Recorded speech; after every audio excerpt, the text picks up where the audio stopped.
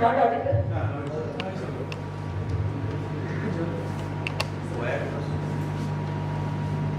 Audible now?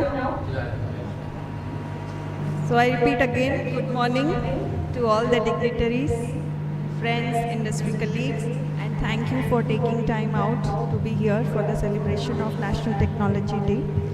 And we regret that we are running late by 20-25 minutes.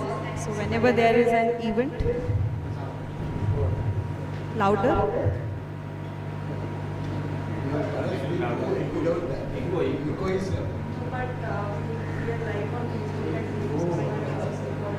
I can speak. I don't have any problem in this room, but that sound needs to go in the WebEx, YouTube, and Facebook. So that's the reason I need to speak in this. Otherwise, no problem. So, National Technology Day, as all of you are aware, and we have been celebrating it since our Diamond Jubilee year. We started celebrating this from the year 2018, and we are glad to say that every year we have Reliance with us. So National Technology Day holds its importance. It is celebrated to commemorate the achievement of a major technical breakthrough for successful conduction of nuclear tests at Pokhran, enabling India to become 6th nuclear power capable country in the world. Also, first indigenous aircraft Hansa 3 was test flown at Bangalore on this day, and India also performed successful test firing of the Trishul missile on the same day.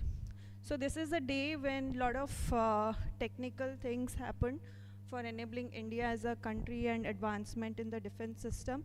And to commemorate the same, 11th May is celebrated every year.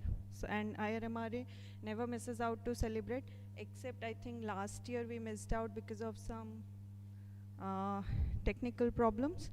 So with that note, I would welcome the guests on the dais. Dr. Chinmay Nandi, Vice President NOSIL,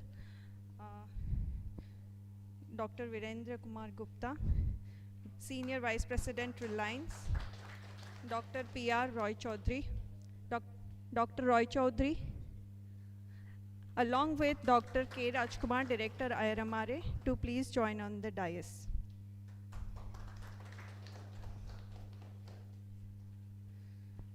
I request Dr. Bharat Kapgate to formally welcome with a bouquet to Dr. Chinmay Nandi.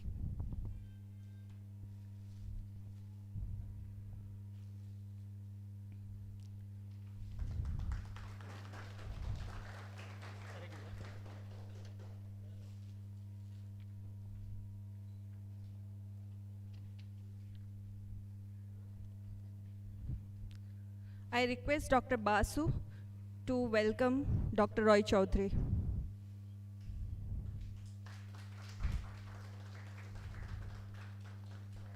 Sir. I request Dr. Rupesh Rohan to welcome Dr. Virendra Gupta.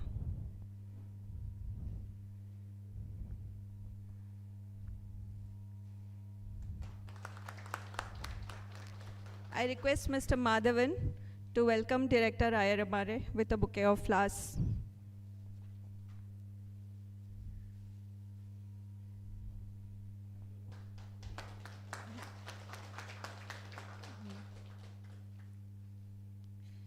Now, I request the dignitaries to proceed for the lighting of lamp. Light symbolizes positivity, and most of the events we start with lighting of lamp.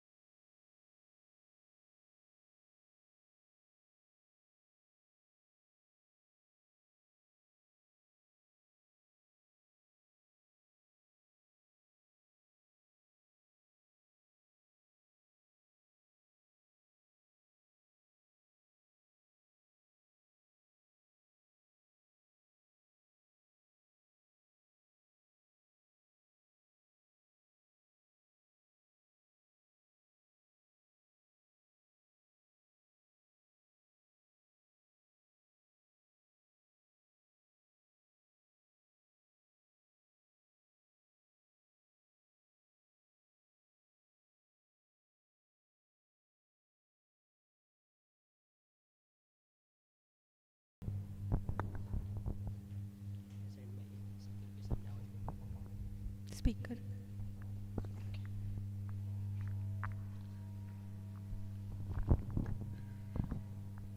Now I request Mr. T.V. Sethumadhavan, Deputy Director IRMRA, to formally welcome the gathering.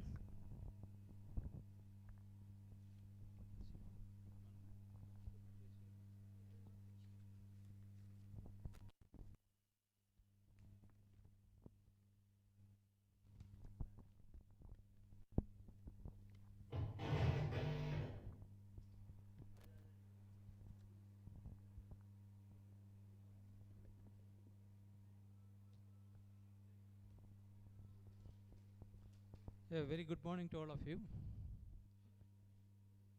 I'm sure that all of us will be feeling happy that this year also, like in the previous years, we could be able to celebrate the National Technology Day today on 11th May. As we all know that this day is to commemorate a series of successful nuclear tests India conducted in 1998, and this day is being celebrated as National Technology Day, and it was named as Operation Shakti. I'm sure that the occasion gives inspiration to the young scientists and give opportunity for researchers and technologists to showcase their achievements. The set theme were always for the benefit of the society and environment, and today the theme is again the sustainability in rubber industry. As already communicated, we have two panel discussions today, one on sustainability of synthetic rubbers and the other on sustainability of rubber chemicals.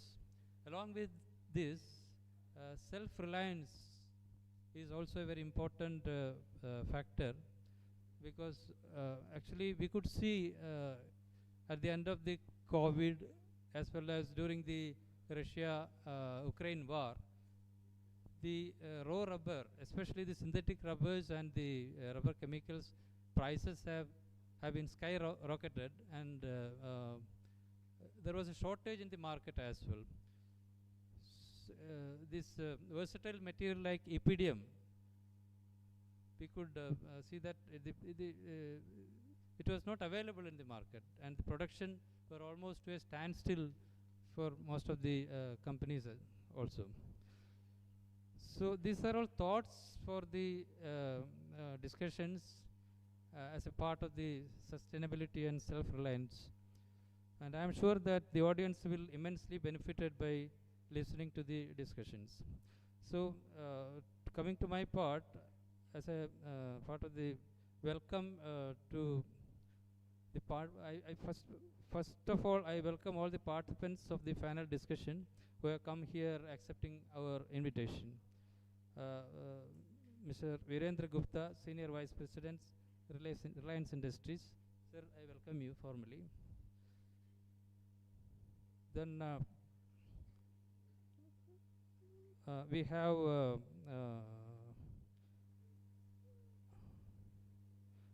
Dr. Chinmay Nandi, Vice President, R&D, NOSIL. I welcome you, sir.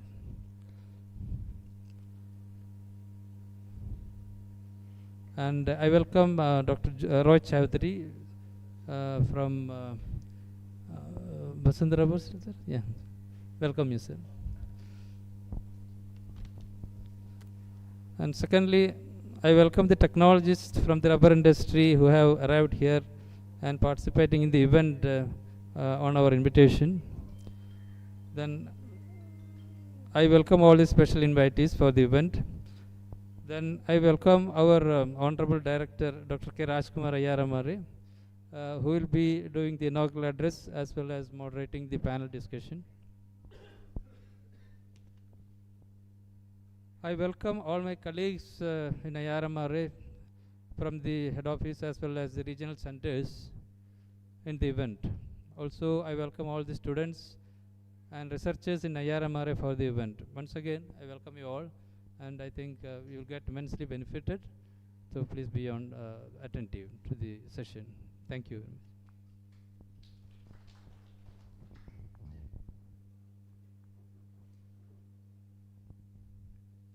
Thank you, Mr. Madhavan. Is the audio a little better? Still it's echoing?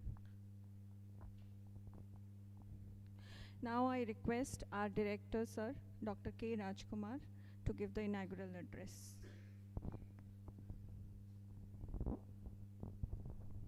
Very good morning.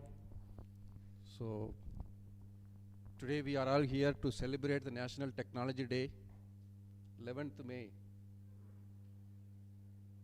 wherein that the India is announced that celebration of Technology Day being a part of successful testing of the Pokhran test. So our Honorable Prime Minister, the then Prime Minister, announced that. So since that India is celebrating that, so IRMRA being one of the technology research institute which we wanted to celebrate, to remember the hard efforts of scientists and technologists. So during our discussion with one of our meeting, we thought that basically there are lots of technological gap was available in rubber industry. So we wanted to collaborate with APA Sustainability Forum, wherein that Dr. Virendra Gupta is heading that particular sustainability forum. And we thought that basically we should get the elastomer industry experts from various elastomer manufacturing side as well as on the chemical side to discuss the technological gap in the country, wherein that to see how we can bridge that. So in that respect, we thought that to organize at this particular auspicious day of Technology Day. Thank you very much, Dr. Gupta and Dr. Nandi from one of the premier chemical manufacturing company, NOSIL, is a vice president over there. Thank you very much for being with us, for being part of this discussion basically. And there are other panelists was to come and join us physically, but due to some emergency they could not come. But of course we will be having one more panelist. She is on the way. We will be joining shortly basically. The objective is that basically we are still importing lots of rubber, synthetic rubbers. For example, EPDM rubber, which was originally made in Hardelia in India. Of course, after some time it got closed. Now we are fully dependent on the imports. Similarly, the rubber like polychloroprene rubber and high plant, that is chlorosulfonated rubber. Many such kind of rubbers are still we are depending on. So the objective is that basically that the automobile industry is growing and the rubber sector is growing.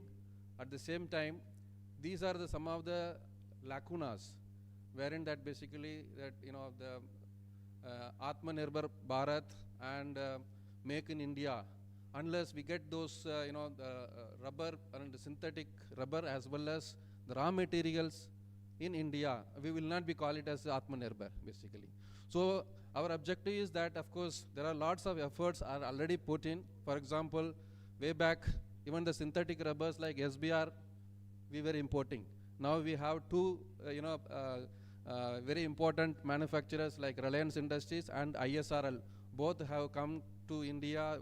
They have already put the plant in India and they have started manufacturing. I am sure that they are able to meet the the demand of Indian rubber industry. Not only that, they are also started exporting it, I believe. So the purpose of calling them over here, in fact, ISRL representative also has confirmed, but somehow he could not be here. But for sure that we will take their opinion in writing on behalf of this particular forum, and we will communicate that to the ministry for any kind of action to be taken on this respect basically. So objective is that how the pioneer in this manufacturing of synthetic rubbers, like I think Reliance is already doing polybutadiene rubber and SBR in different things, and Apcotex also was one of the another industry was doing the latex and SBR and nitrile rubber. They are manufacturing it.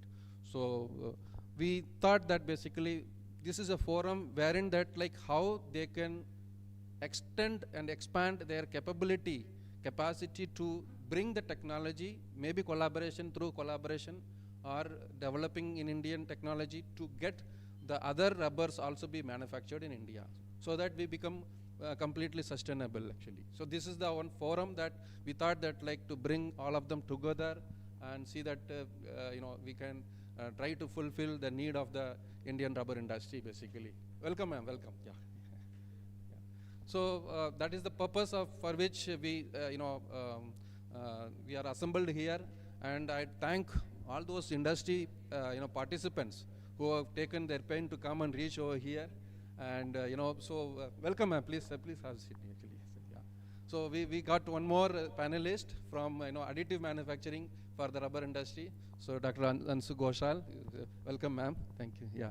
So basically we are trying to get all those important stakeholders in rubber industry to be part of this panel discussion to see that like what needs to be done, what are the actions which the industry can take, and what needs to be done from the government side, and what needs to be done the institute like IRMRA or any other institutions. So that is one part of this particular discussion. Second is that the government of India is looking forward to bring out national standards like Bureau of Indian Standards for certain restriction of chemicals which are to be banned in India, because many chemicals are banned in abroad, but whereas Indian standards has not been well established in that respect. So we wanted to bring some amendments and new standards to see that we are also equal at the level of international forum.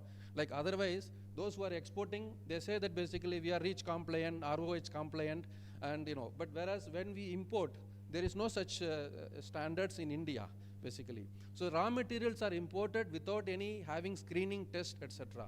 Whereas when the product is exported, we are supposed to comply with all those standards basically. So unless you have a standards facility in India and test facilities plus product certifications, so we want to see that basically our products are accepted equally abroad, and whenever we import also, we also wanted to put equally restrictions of those chemicals which are hazardous or restricted substances basically. So these are the objectives that government of India is looking for that basically. And at a time, in fact, I was in Delhi to attend committees, chairmans of all those various committees. The BIS is started a discussion on various committees chairmans, and saying that like basically the Standards National Action Plan, SNAP, they call it SNAP, Standards National Action Plan for 25 years plan, wherein that all the sustainability issues are being listed basically. Every sector, the textile, rubber, electronics, food industry, so every industry has got that listed.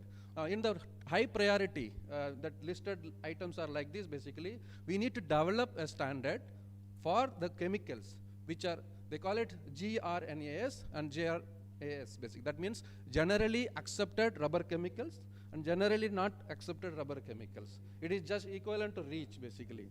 So what we wanted is that, like we want to hear from you and ma'am basically, those who are manufacturer of chemicals. I know that like what's happening, that what's happening in abroad, equivalent chemicals basically, which are getting banned.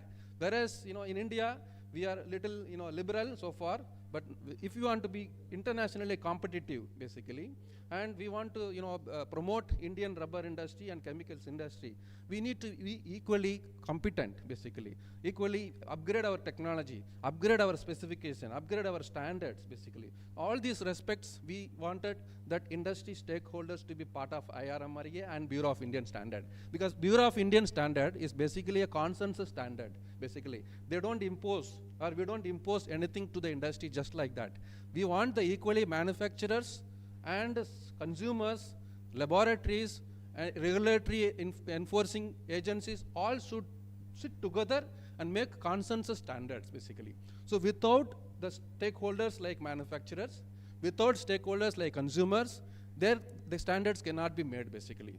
So it is a kind of forum wherein that the industries also, what kind of problems they are facing. I know one of the burning issues that there are products made in India, consumed in India, but it has to go to UK for getting its certification, like WRA standards. Some of you are aware that WRA standards, which is nothing but for water compliance testing basically. If any products, rubber products, are in touch with water or food, they have to comply with WRA standards.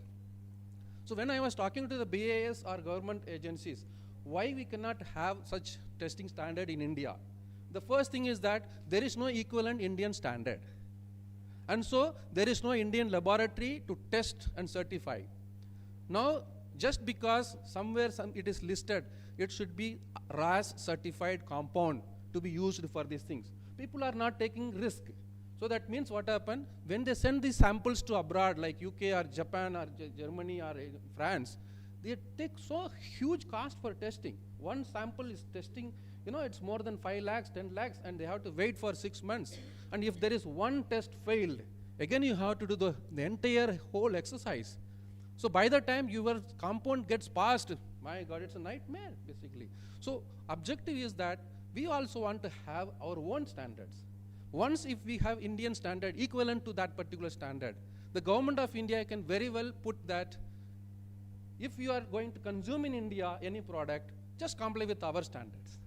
You don't need to get into the complaints to the foreign standards. Because of the lack of standards, you are doing that actually. So there is equal interest for all of us. That one thing is that we can avoid the testing cost, huge cost. I'm sure that IRMRA similar laboratory can do it at 1/10 cost basically. We never had any charges more than 20,000-30,000 for any product certifications. Whereas if you want to send abroad, it is going to be costing more than 2 lakhs, 3 lakhs rupees. So this is another objective, that this kind of forum, we want to bring all those stakeholders so that the Bureau of Indian Standard also is looking forward inputs from all the the leading manufacturers. Because there are small manufacturers basically, but the leading manufacturers like Nosil basically, and there are other leading manufacturers. We want to see that. And another important is that the huge imports are happening from China basically, for example chemicals basically. Now are we capable of meeting the capacity? If so, what are those, if you want, because I'm sure that Nosil is expanding, has put up extended facility. So like that, there is a huge demand. In fact, automobile industry is projecting it. Today is about 75,000 crores is our tire industry's turnover. By 2030, they are projecting almost 1,75,000 crores. That means it is more than double. So next 5 years.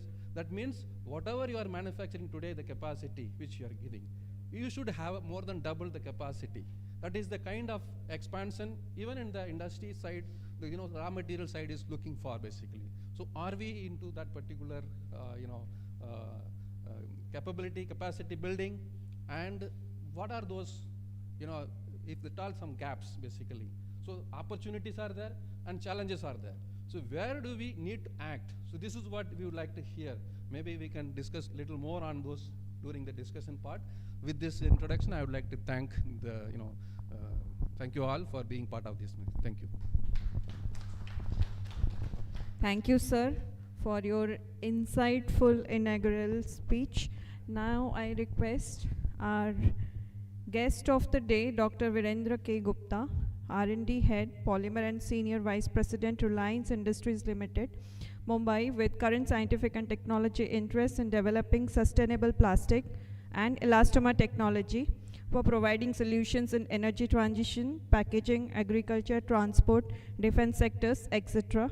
Dr. Gupta is Fellow of the National Academy of Sciences, India, Fellow of International Association of Advanced Materials, and a recipient of 27 Technology and Product Development Awards from Government of India and industrial organizations.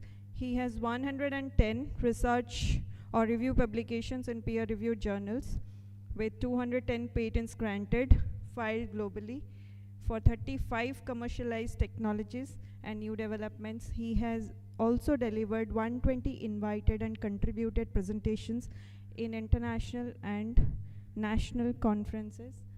It's such a rich experience, and he is here with us to share his insights on sustainability and the futuristic material. We are honored to have you, sir. Kindly address the audience.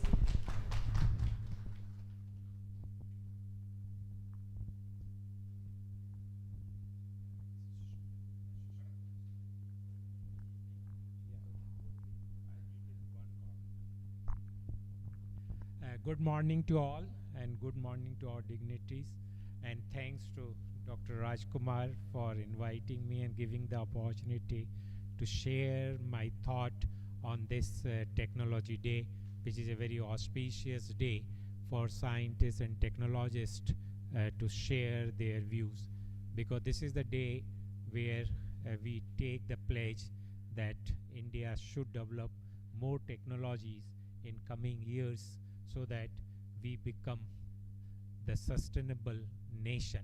And I think that is very, very important in today's world, when you are seeing the kind of world changing, and the recent war, Ukraine war, has a clear indication that each country should be sustainable. And if you are not sustainable from the technology point of view, then the future will be what today Europe is facing. And I think this is a great message for all of us on this Technology Day, to ensure that whatever we are today, in future we create new technologies so that nation remain sustainable. Let me come back to the elastomers, because that is what IRMRA is all about, how we take elastomer industries or research organization to the next level. If you look at the whole polymer industries globally, and I look at a global context first, and today 400 million ton of polymer industries, and out of that synthetic or natural elastomer is only 40 million ton around. So it is a 10% of the total polymer industries, the world requirement of elastomers. But in coming years, the way the energy transition, e-mobility, which you are seeing, healthcare, climate change, the new technologies are emerging, elastomers will be playing a very, very important role. Therefore, we not only to develop in India the technologies for elastomeric materials, but also the product processes also are equally important. And what Dr. Rajkumar has just said, the regulatory related issues, testing facilities, and the other thing, so that in next 5 to 10 years down the line, the India should play an important role in terms of own technologies, own processes, own regulatory related standards and other thing, and say that we are also equally competent and equally capable of creating a elastomer industries. And the kind of opportunity which I see today, that India per capita consumption is of elastomer is only 1.5 kg, whereas if you look at Japan and USA, Japan is the highest 12 or 13 kg, US is 8 to 9 kg. What does it indicate? It indicates there is a biggest opportunities for producing the elastomers in India. 1.5, can we go to 8 equivalent to that, if not 7, even 3-fold or 4-fold. If you increase the consumption, there will be a great opportunity. India is a future of world market. We are today the largest population. Every nation, every world is looking towards India for putting their product in India, because that is where the maximum money is going to come.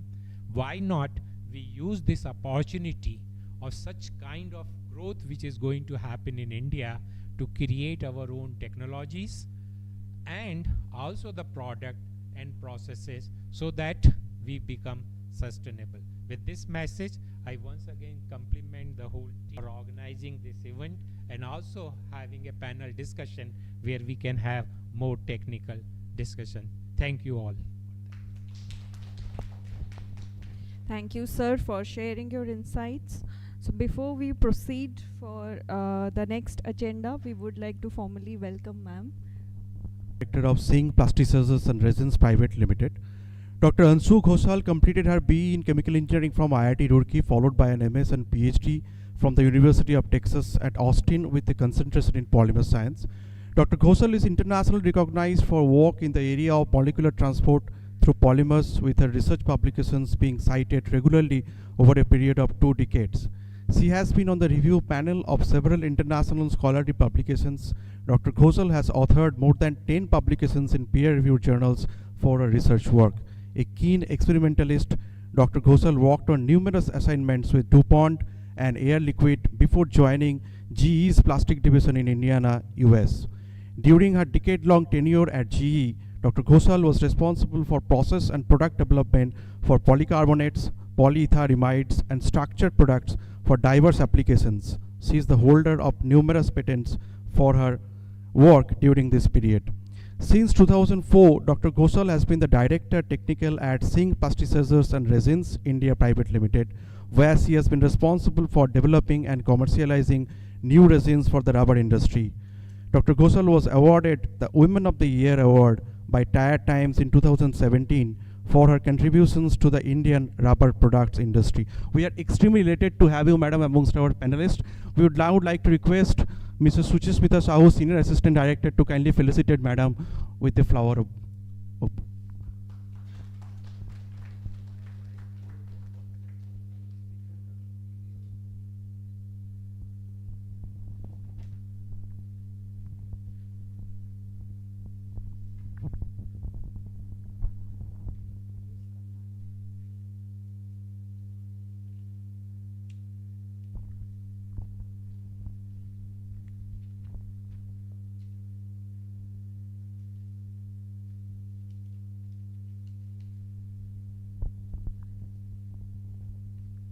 So now we move on to our next agenda, that is the panel discussions. So we had planned for 2 panel discussions, and unfortunately few of our dignitaries dropped off at the last minute. So we have 5 panelists on the dais.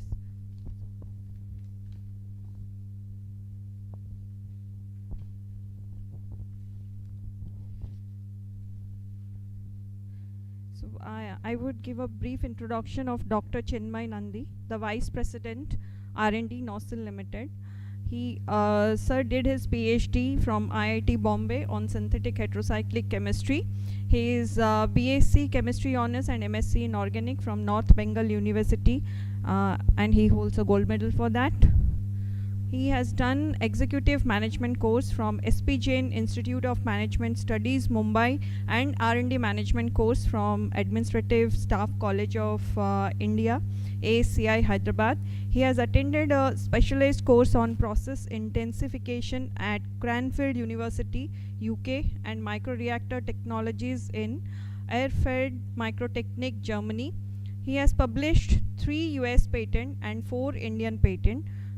Worked for an year in BARC, that is Bhabha Atomic Research Center, and then joined Nozzle R&D. Presently, he has more than 40 years of experience in industrial research in development of chemical processes from concept to commercialization of several new products and new processes. At present, he is leading the R&D team in pursuing research areas in the field of green chemistry, process intensification, catalytic processes, and new generation technologies like membrane separation, microreactor, etc., to develop sustainable and efficient process technologies.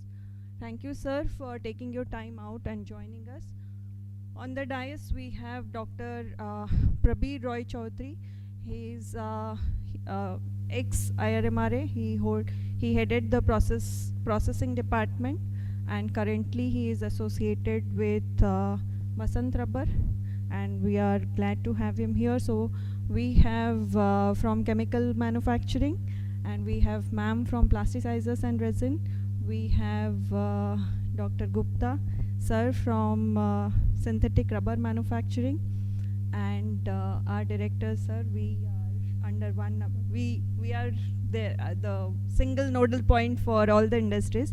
So sir will be moderating the session, and along with the help of my colleagues, Dr. Basu. So with your permission, we can formally start the session. So that's what I'm saying. We will have one panel only because of the dropouts. So in one panel only, we will cover all the points that needs to be addressed. So now the stage is yours, sir.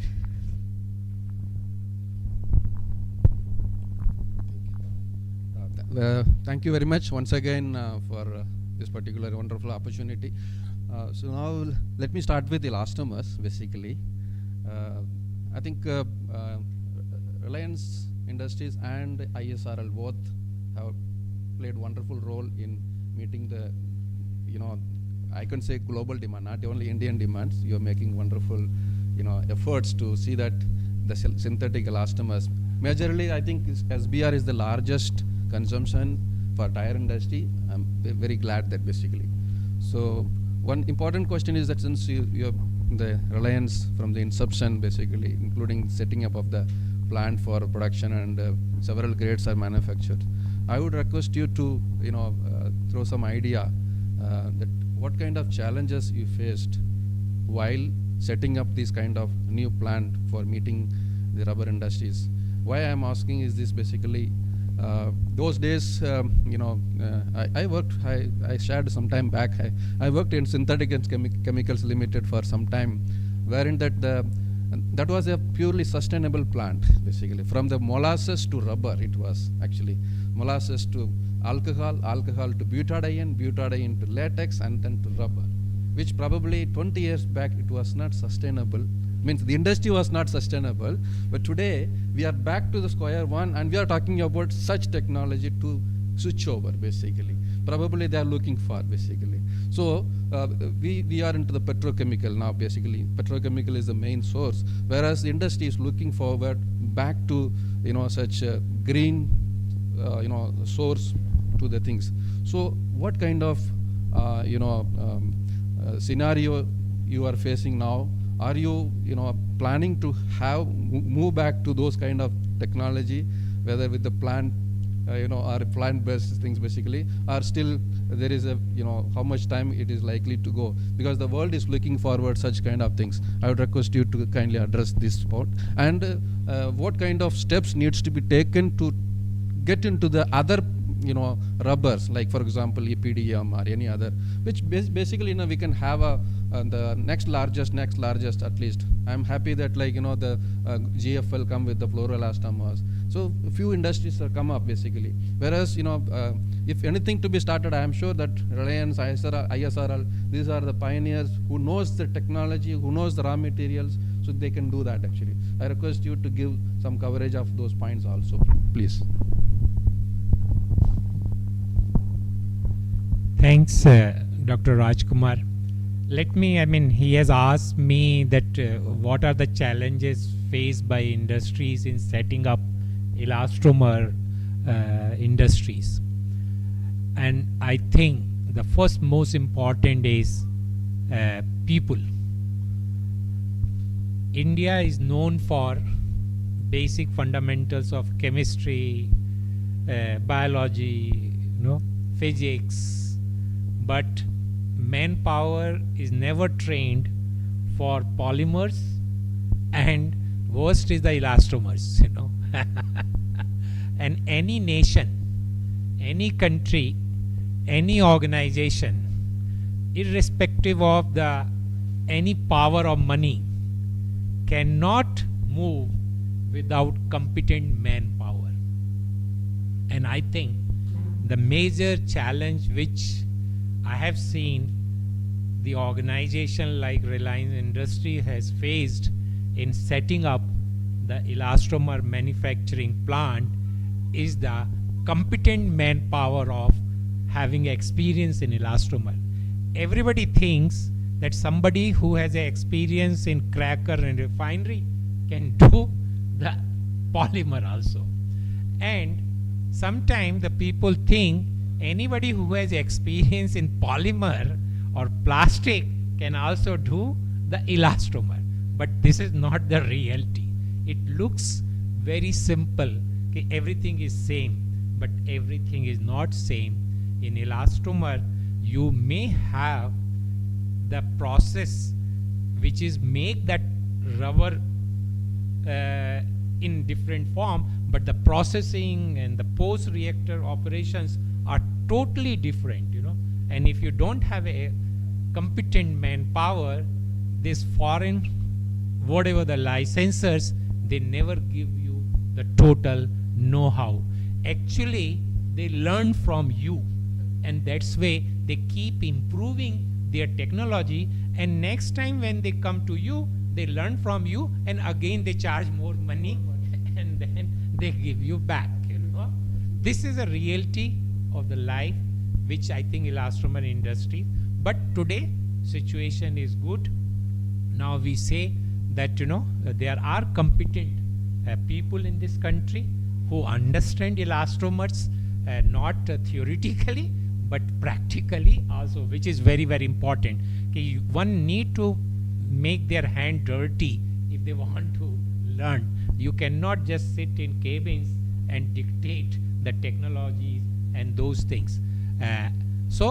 This was the most important challenge which we have faced when we have set up our own plants, competent manpowers, you know. And that's why initial phases we have a lot of difficulty in resolving a lot of manufacturing issues because the customer is looking for the world-class products and grades. They don't want second-class products and grades, you know.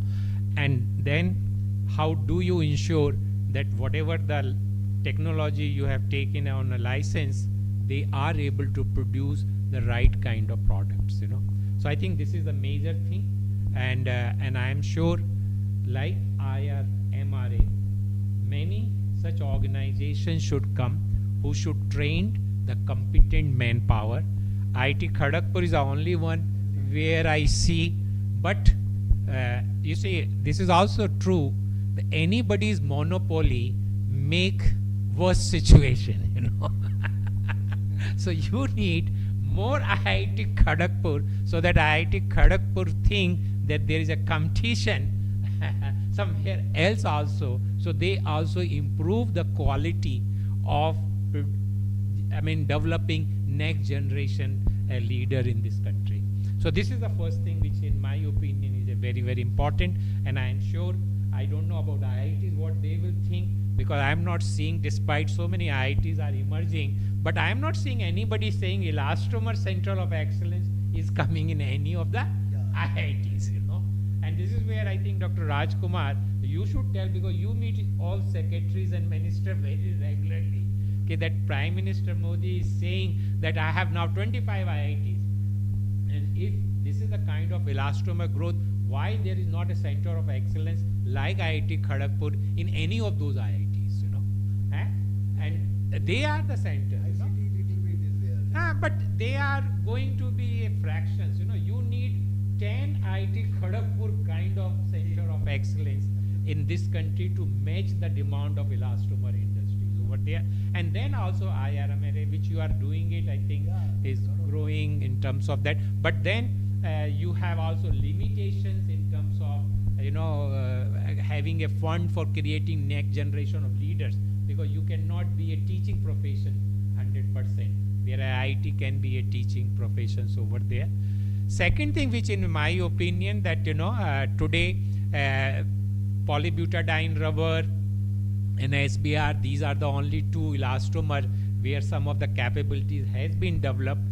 You must have know that, you know, Reliance has put in joint venture with Russia, you know. I mean, how many people think that Russia can develop the technology, you know? But you see, I mean, but nobody is willing to give elastomer technology to India, you know. And that's why we have no other choice but to go to Russia and having a joint venture for the butyl rubber and the halobutyl rubber. And we all know, and Subra, she is expert in elastomer. I am not an expert. I am a polyplastic person learning the elastomers.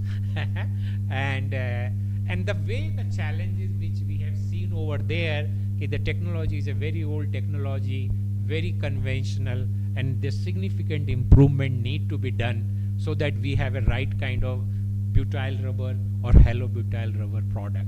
So what I'm seeing in terms of after manpower in manufacturing, there are the challenges still is emerging to have the high efficient processes for even for PBR, SBR, as well as the butyl rubber and halobutyl rubber, and lot of need to be done. And what I'm looking as a leader of science and technology, India should develop this technology, because we have learned lot of things in PBR, SBR, and now learn in halobutyl and butyl rubber.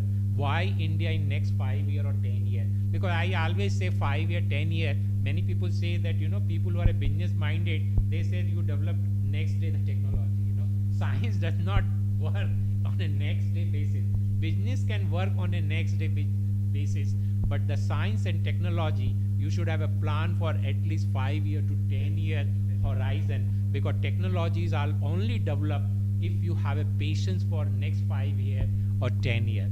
But I am sure that with the kind of awareness which are emerging it out, and the IRMRA or IITs plays a role, they should make politicians first aware, because you should know any country technology development has to direction has come from top.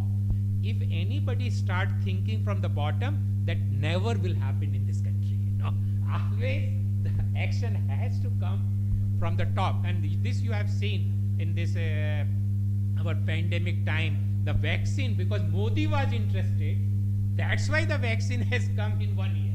If suppose you were interested, I tell you, would have never come on this. So that's why I also believe that directions has to come from the top of the political will.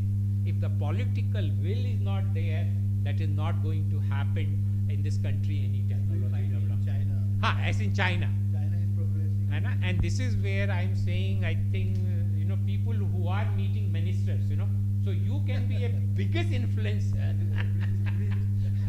and tell every meeting, I want these things, you know. I want elastomer Indian technology to emerge it out. So this is the way you ensure that next generation technologies are developed in India after getting this technology. Third point which I want to cover, which you have just said, what is the emerging scenario, new areas? I am not saying specialty elastomer is a very, very important your products, and which I think Reliance and IRMRA is working together on cross-laying and other things. But what is important, which is emerging out, is a thermoplastic elastomers. Because thermoplastic has their uniqueness, elastomer has their uniqueness. Now the future is any material which has a uniqueness of thermoplastic and uniqueness of elastomer. And that is where the future is coming. And one of the example which I say, like Reliance, today the solar energy, PV photovoltaic module, thermoplastic elastomer will be a very, very important component. And one of the material is polyolefin elastomers. And today, India need close to 100,000 ton polyolefin elastomer, and no country is willing to give the technology to India so that we can make the highly efficient solar module in this country. So this is where I see, even in this automobile industries and other thermoplastics elastomers, in addition to the specialty elastomer, which you know, which is going to emerge. And I think this is where you all have to pay the attention and start thinking. So my suggestion, end of that message is, it is a Rajkumar, because we people don't meet anybody, you know. I mean, we really meet anybody, because the we don't allow, neither we allow anybody to come to us, or neither we go to anybody, except we who are very our close friends. Because of many other challenges which we face being in the Reliance industry. So it is better, I think, my message, Rajkumar, now from today technology day, you should promise to everybody, whenever you meet any minister and secretary, you become the influencer for taking the elastomer industry to the next level in terms of technology. Thank you very much. I may add a little bit. I was not, of course, directly involved, but I was in earlier. I worked in no seal is there, but it was earlier I worked for polyolefins like pill. Pill incidentally, for some time they produced ethyl vinyl acetate for polymer EVA, and as he mentioned, the kind of a technological challenges, high pressure technology, and there are a lot of problems, and then we circumvented, and when it was fairly successful, unfortunately NOSIL had to abandon those, and it was handed over actually to Reliance.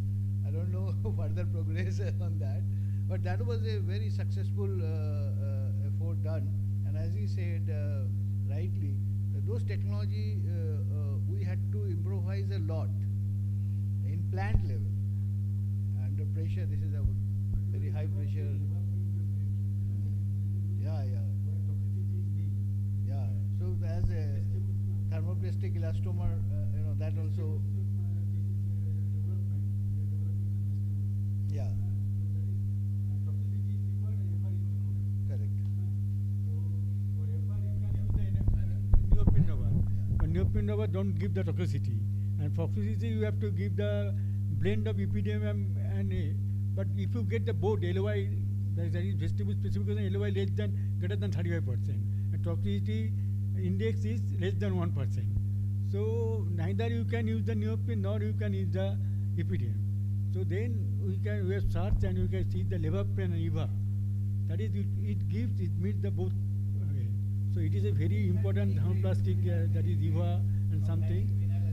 And in the medical application, that's some medical tubing, that is TP, thermoplastic elastomer, is very, very important now. The business that nobody now use the EPDM and other things or Phyton something. They are going for the TP and TPV particularly. So these types of specialty elastomer development is very important. And though I have worked IRMRA, I have served IRMRA, but now after taking retirement from the IRMRA, I am almost to the industry, different industry I have worked. And I have seen the one thing that Dr. Rajkumar tell that the specification is not available. So if you suppose stringent specification is that WRS product. If WRS product, the raw material is not WRS, meet the WRS. Now how we can meet the specification of the WRS? So there should be a lot of laboratory here like NOSIL and other things which can test the things. So now how much costly is the testing? So if you can send the thing more than 2 lakhs, 3 lakhs, and if it is failed, then again you have to pay. So it is very difficult to import one products. So if the raw material is not sustainable, so technology cannot be sustained. So to develop the things and the specifications should be reachable at our end also. So unless the specification Indianized, so we cannot, the technology cannot be sustained. And technology cannot be sustained, the product cannot be also sustained. Okay, thank you. One little query in my mind. Reliance being one of the largest, the polymer industry and all. I always, we were part of NOSIL was sold to Reliance, and a lot of our old colleagues and all, and they have been working. What is the, one hand we are talking about sustainability and renewable resources, and so whereas all are fossil fuel based, your styrene, butadiene, and SBR. So what do you foresee on that front of sustainability in terms of using renewable resources in terms of elastomer? Well, I think there is a lot of debate today that fossil based or non-fossil based, and one thing which I want to say, anything which is mature is extremely difficult to replace. And the best example I always give, a human being who's a 70 or 75, that person carry the biggest wisdom, you know. And many people think that that person has no knowledge, and I tell you, the wisdom that person that carry, which cannot replace with the energy which the young generation have. So you should also have a energy as well as the wisdom. And today, the petrol or oil-based technology have both the wisdom as well as the your energy. You know? So although many projections are being made that we will replace with, plant-based or renewable-based sources, but all of you should know that world population, which is close to, suppose we say 8 billion people, how many billion of people or how many percentage of people can afford a very high cost of products? And the moment you move from oil-based sources to the non-oil or the renewable sources, your cost of production at this stage of time, when technology is just emerging, is a very high.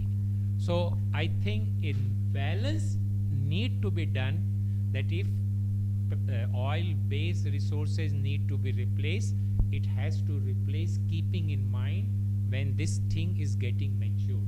And somewhere, maybe in next 40 years or 50 years, I don't see in next 10 years or 20 years, but in next 30, 40 years, I see somewhere they will meet, and that time that this direction will move, and at that time, the people money power will also be very high.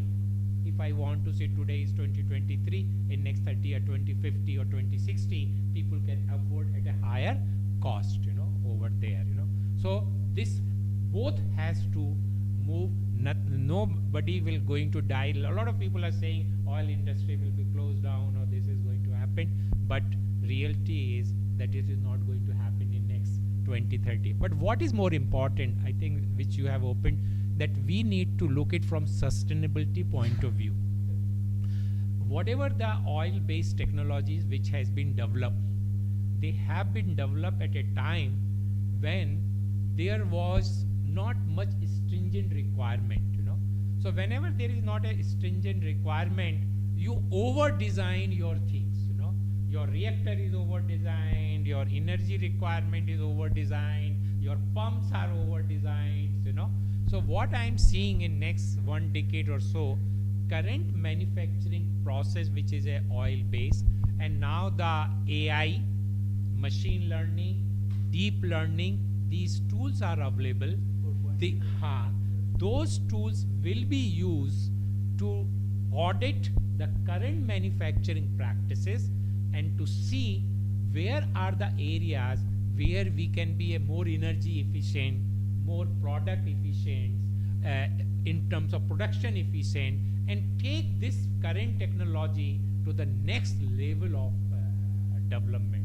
So, and that is why, like Reliance Industries, no doubt, we are moving toward the renewable resources like solar energy, bio-based. You must have heard the so much big algae-based material, and this is what we think. Maybe after 70 years, this is the future. And you know, industry has to take in, you must know that it takes 60, 70 years to reach to that level. So today we are lucky that we have initiated that program. These technology may be required in 2060 or 70s, better to get that know-how and capability built at this stage of time. And also Reliance has the financial muscle to kind of, you know, invest in future R&D. Because that is important, you know. If we are number one, we should think by the end of 2100 what will be the situation. So we have to invest today. Otherwise 2100, you know, it will not survive, you know. So that is also a long-term strategy, keeping the short-term strategy, but at the same time we are ensuring the AI or ML or deep learning we should apply in our current manufacturing unit to make it more efficient over their energy efficient, better product quality, wastage should be minimized.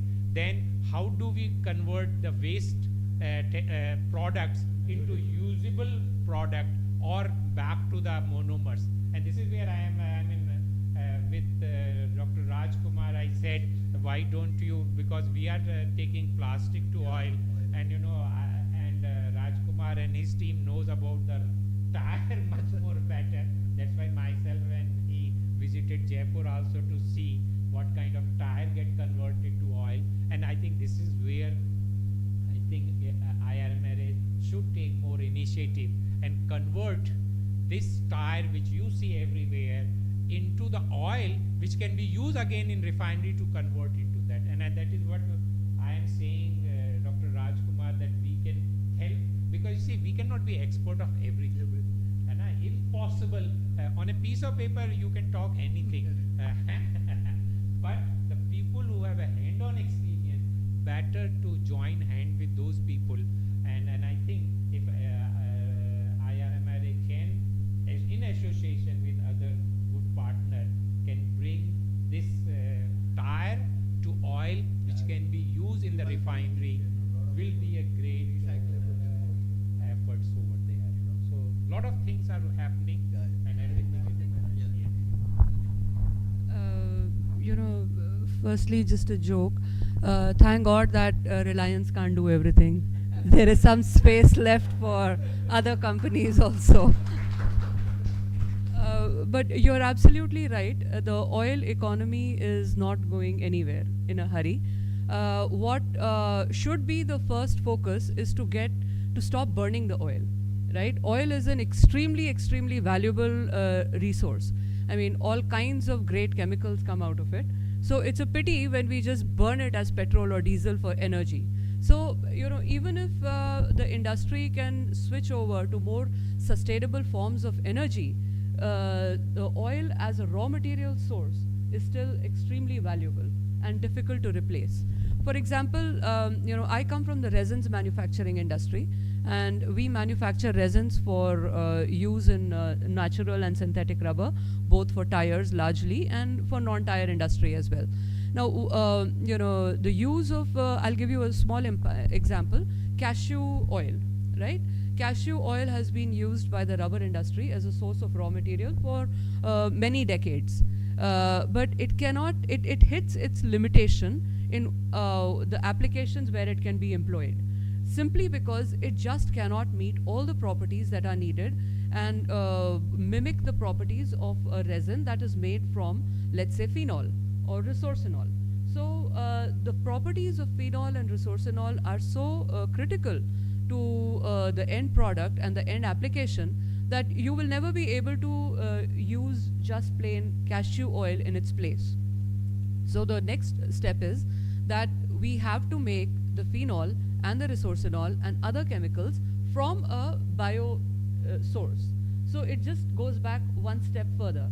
Now, Dr. Rajkumar, you reminded of a great example about using bagasse to make butadiene and then the rubber. And it really, I had actually forgotten about that process existed and still exists. And these things are all, they come and go in fashion. So the same way solar energy has been around for a long time, since the dawn of mankind. But what makes it more efficient, even today, it is not efficient to harness as compared to fossil fuels. And when that efficiency scale shifts, right now it's shifted because of subsidies from the governments and other such things. But when the cost is employed and when all the costs are captured, as we see in the 17 Sustainable Development Goals, so once that cost starts being implemented for pollution, for recycle, for disposal, it's then that these true economics come to fore. So, being from the industry, we have to look ahead and see where is this going to lead. So, in which field is this going to come? So, fuel probably the first one to switch over. Next, for raw materials, but raw materials coming from a bio-based source to make the same chemicals is the key. You know, if you want to be truly sustainable, we have to switch from eventually from a petroleum-based feedstock to a bio-based feedstock, and perhaps revisit all of these old technologies that have been around.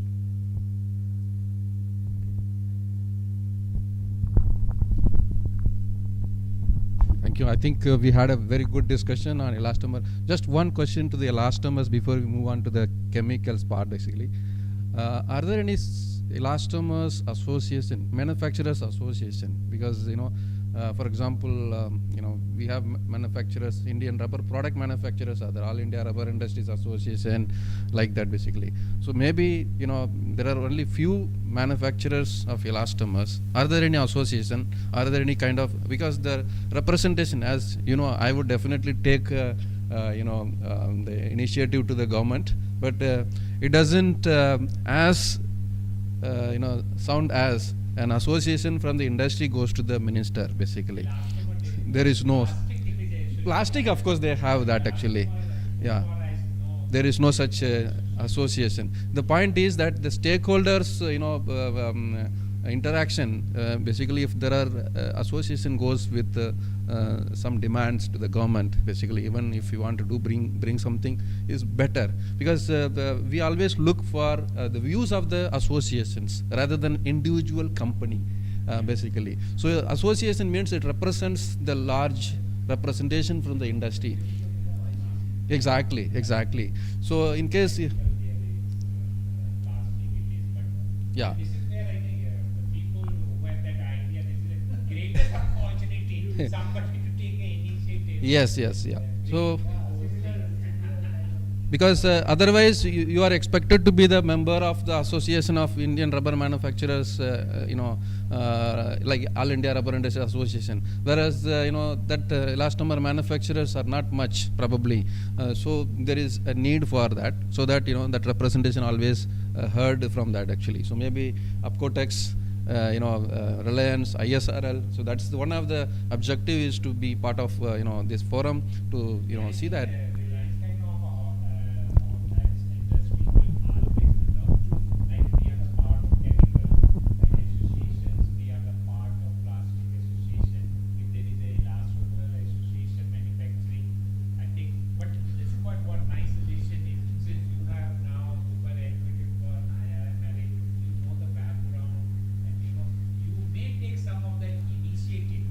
And then we can all help you to build that.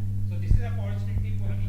It's a challenge, but this is an opportunity. You know, somebody like you, some small initiative. See, the purpose is that this kind of interaction should continue.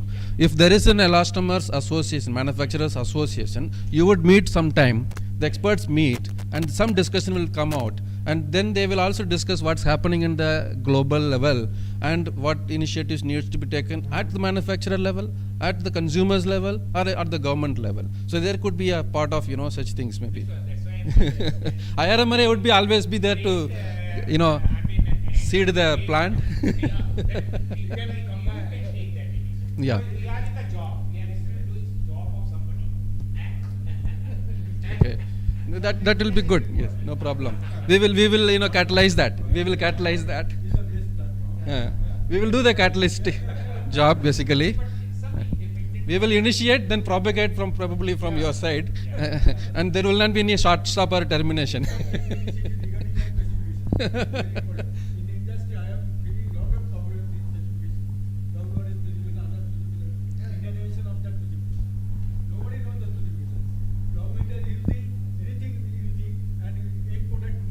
Yes. Was not very happy. Where compression set for 100 degree 50% deflection is the main important criteria, and minus 29 degrees. Now requirement is 85. Many or the people can look on and of projected growth of Indian rubber industry near future, even next 4 or 5 years. As I told you, there is a huge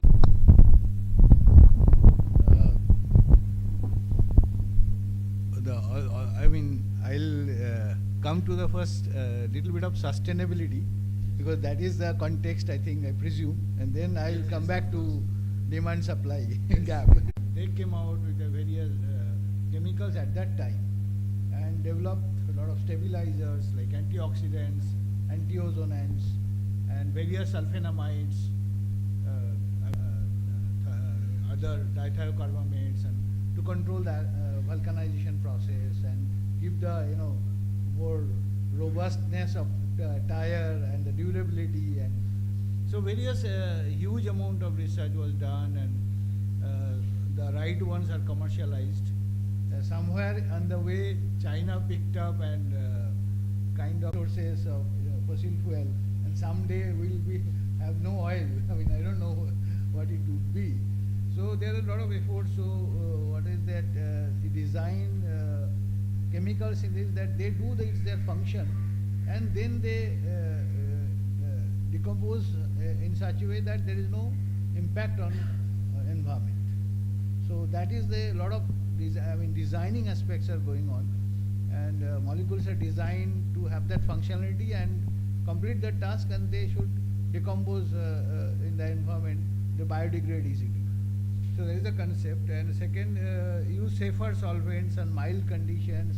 Namely, major focus is use water as a major solvent, or water or certain kind of emulsifier to make that, instead of solvent-based processes, which is a lot of VOC and a lot of issues, and ozone layer depletion.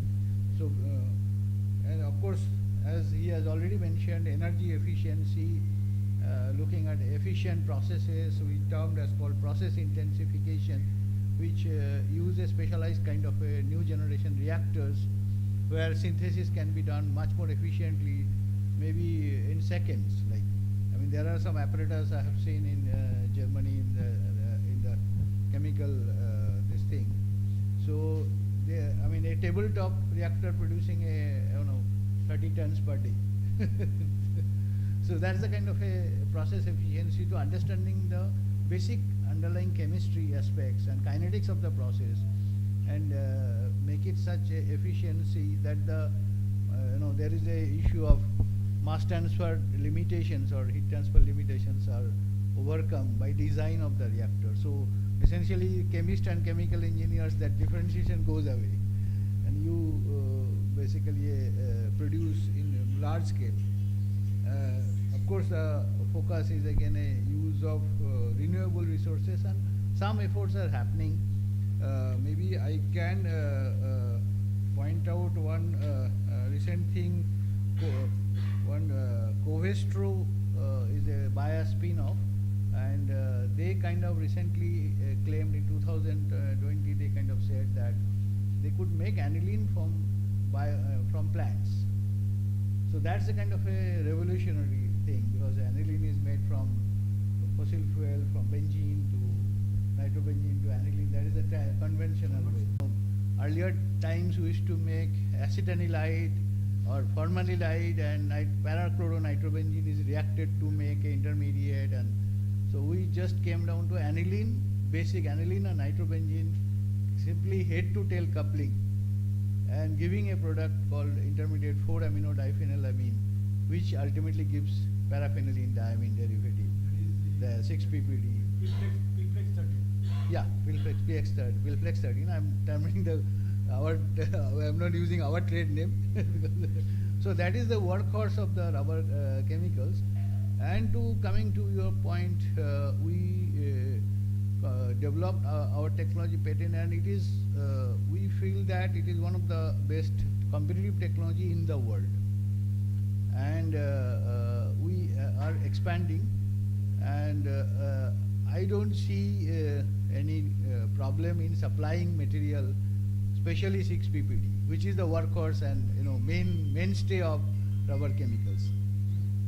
So similarly, we have another antioxidant called TDQ or TMQ, quinoline derivative, which is a oligomers-based material, and we developed very efficient technology, and we can expand as the demand grows. So there will be no problem of antioxidant and stabilizers. besides that, we developed again a very innovative technology. So we termed as called DHTS, which is a stabilizer, vulcanization stabilizer, post-vulcanization stabilizer, which is, we are only two company in the world at the manufacturer. We are one of the manufacturer for that.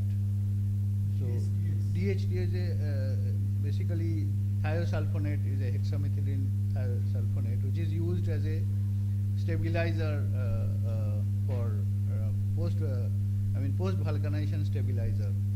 So it is a reversion resistance. It is a, after holding it, there is a reversion, so it stops the reversion. It sulfur-sulfur bond breaking, so it kind of links that.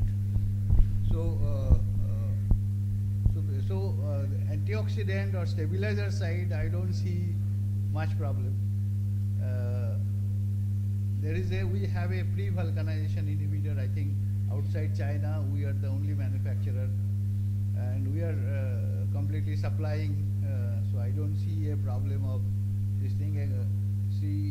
But the major issue is sulfonamides, which is basically again a hazardous process and difficult, and it is requires a kind of a lot of pollution treatments, and also a lot of efforts are on to make it a greener process and all.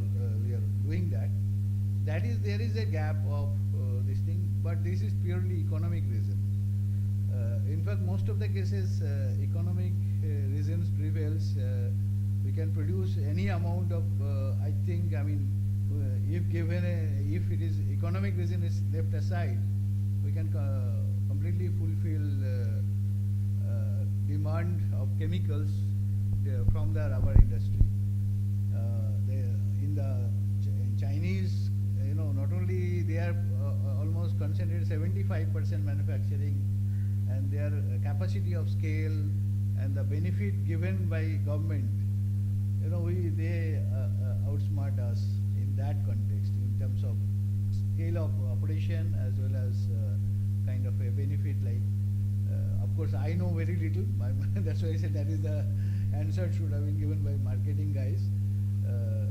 I overhear that there are a lot of subsidy, export subsidy they get, about 13% or so, and very dirt cheap they sell, and that's prevents our capex or future investment. Otherwise, we are trying our best, but I don't see there is a gap. In fact, there is a glut of accelerators. Accelerators, there is no doubt. And specialized product, like as you said,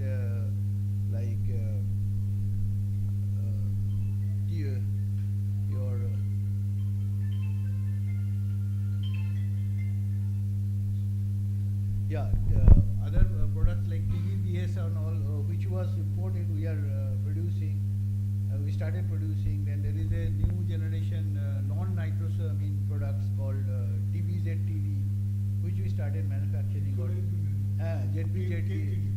TMTD is because TMTD produces nitrosamine. So towards sustainability point of view, it has a cost and higher loading is required. Because I have really, should be, non-nitrosamine application, it can be done. So a lot of our research efforts and all, and ZB-ZDC is another, ZDC substitutes, zinc dithiocarbonate substitutes. So there is also a nitrosamine. So we are working to produce a sustainable products, and of course we intend to look at renewable resources, and efforts are on in that direction. So to sum up, having a more mature technology, and I don't see 6-BD supply is a problem. Similarly, antioxidant side, I'm pretty sure. Only accelerator or that area we have to see the economics. Otherwise, we are well poised to support the industry. And especially 90% is yeah. which can be used for natural. Yeah. because as you say, the more and more natural rubber will come, will likely to come because they can substitute. Yeah, that is another one. No, this is not. It is another one. That is carbon-carbon bond this thing, but that didn't pick up well. I mean, that we, but this anti-reversion, this we termed as DSTS. Yeah.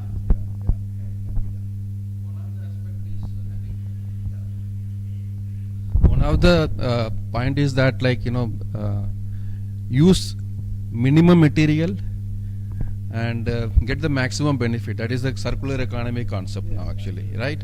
So because the chemicals, rubber chemicals, even though we try to put the maximum sustainable materials, so if we can quantify or reduce the usage with the same amount of vulcanization or the things, basically, that means we need to add the activity more, like for example nanomaterials. So if you get into the particle size lower and dispersion well, and definitely the activity will be much more. So that means with the equally half or less than half of the materials, but still if we can achieve the similar activity dose such that the product quality doesn't get compromised. That is what I'm asking. Are there any research is being done in level of R&D in your area, or what is in that, basically? So because that could be another area, where, because many like including leading tire industry started using that, how much materials are getting leached out in the road, and then they started doing analysis, basically. It's about 15 years back, Michelin gave a presentation in ISO forum that the zinc oxide and other chemicals are getting wearing out, and they collect and then they do the analysis, and those material get into the water and then goes to the groundwater and then gets contamination. So people use the quantity of materials intake. Acid rain or any kind of a leach out into water easily. So that's one. But filler area, unfortunately, NOSIL is not in the filler area. So we have ambition to do, but many things. I mean, we are stick with the organic domain rather than inorganic domains. Okay. Thank you. The last question is that, again, I'm coming to the standardization part, because NOSIL can play a major role in standardization activity. So because we need guidance from you that which are the chemicals should be banned, especially in terms of food, water and other things, and and of course for industry we are fair that we can use them, but limited way, whatever that.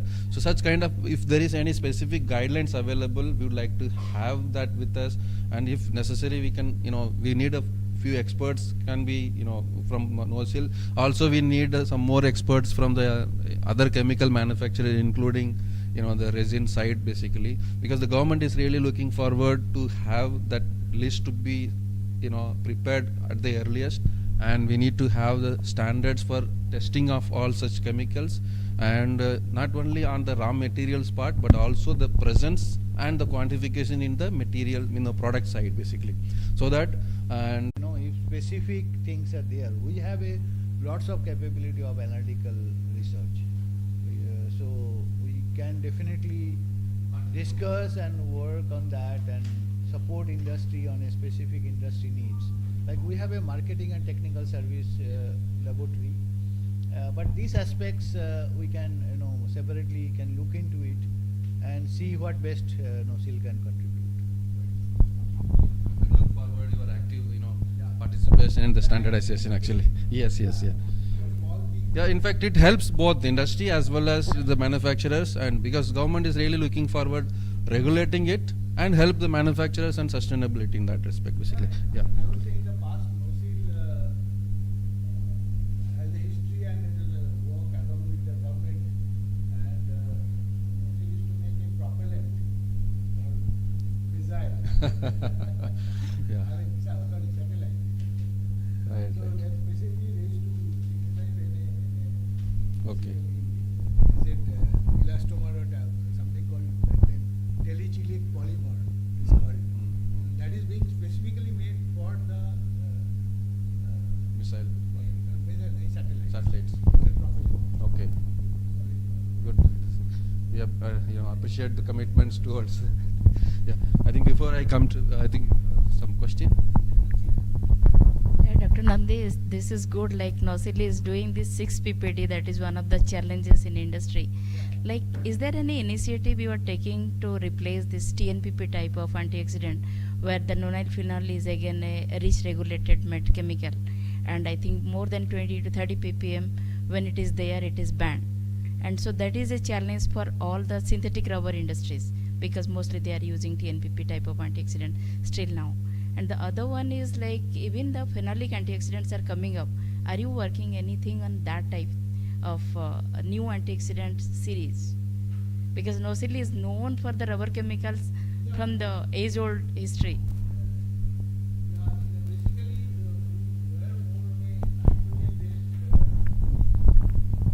That is more prevalent or workhorse for the rubber industry, like quinoline-based antioxidant, and there are some of our quinoline-based antioxidant can also be extended in kind of a elastomer or and plastics, but only they are not getting because the color issue, coloring issue.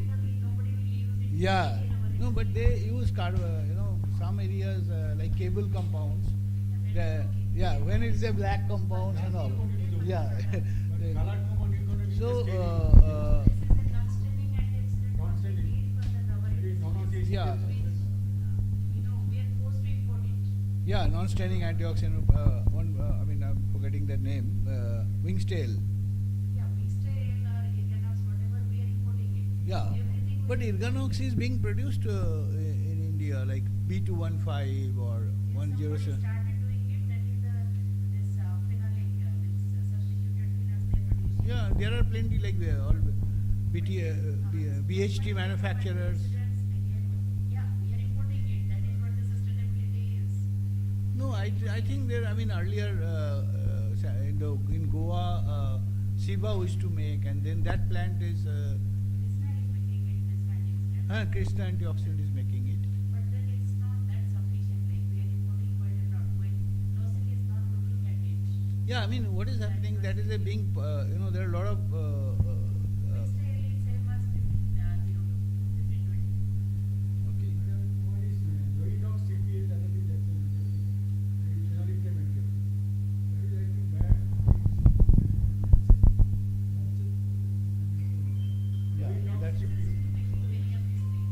Yeah, they are basically, she is telling that it is being imported. That's the challenge of sustainability. Yeah, exactly. I mean, styrinated phenol is also. Yeah, it is used. Styrinated phenol is used here. We are making it in India. yeah, it is being used, and Wingstail is making it. yeah, many companies are making styrinated phenol. So, I mean, we looked at all this and still, several times ventured upon to, but we, as he said, basic workhorse demand is high, so we have to focus. But and the biggest problem. No. Yeah. We can talk about what is your exact requirement for the phenolic based antioxidants. Okay? Yeah.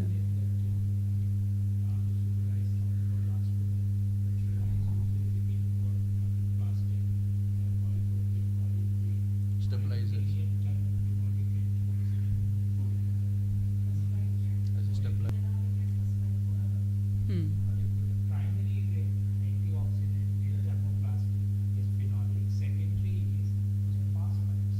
Yeah.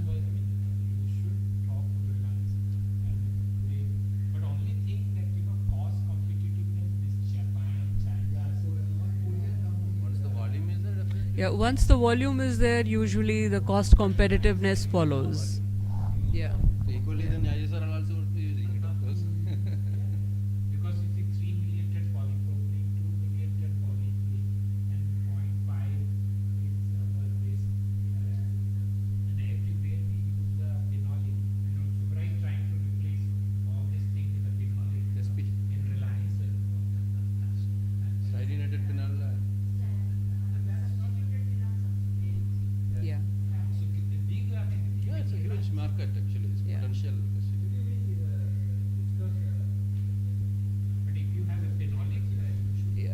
are basically working on phenolic chemistry and substituted phenols.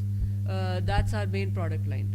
And substituted phenols and phenolic chemistry. So basically we've been looking at doing resins because when we started the resins industry, there were hardly any resin manufacturers in India. And that was a big opportunity for us that we capitalized on, starting with the resorcinol formaldehyde resins. Now, of course, there are quite a few manufacturers for that, more in India now than globally.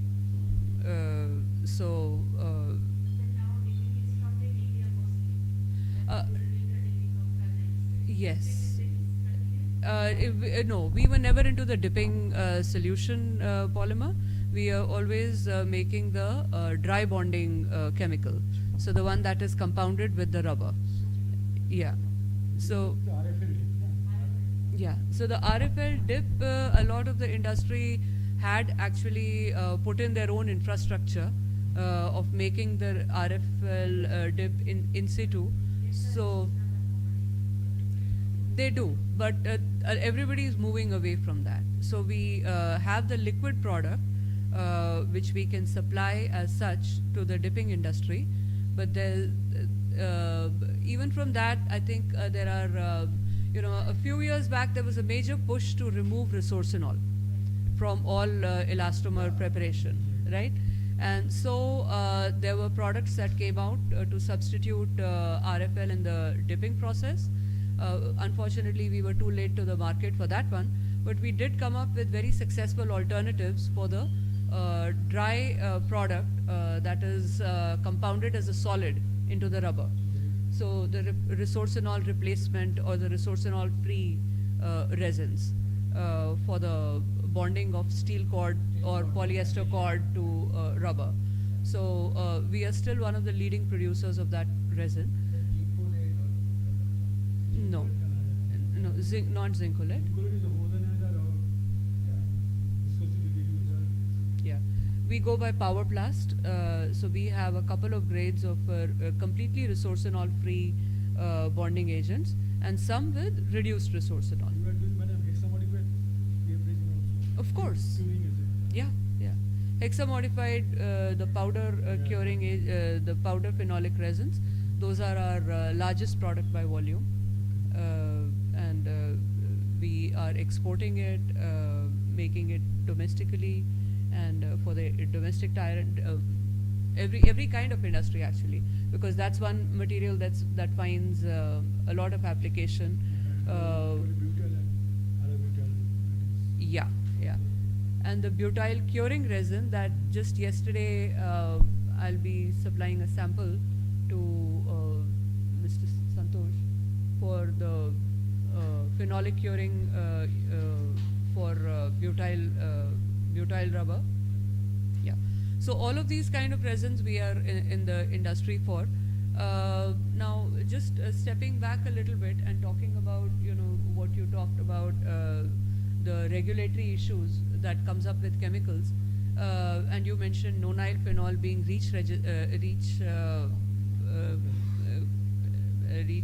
being on that SVHC list. Another one is the tertiary octyl phenol, and now very recently, since this January, even butyl phenol. So all the alkylated phenols are now in the SVHC list. So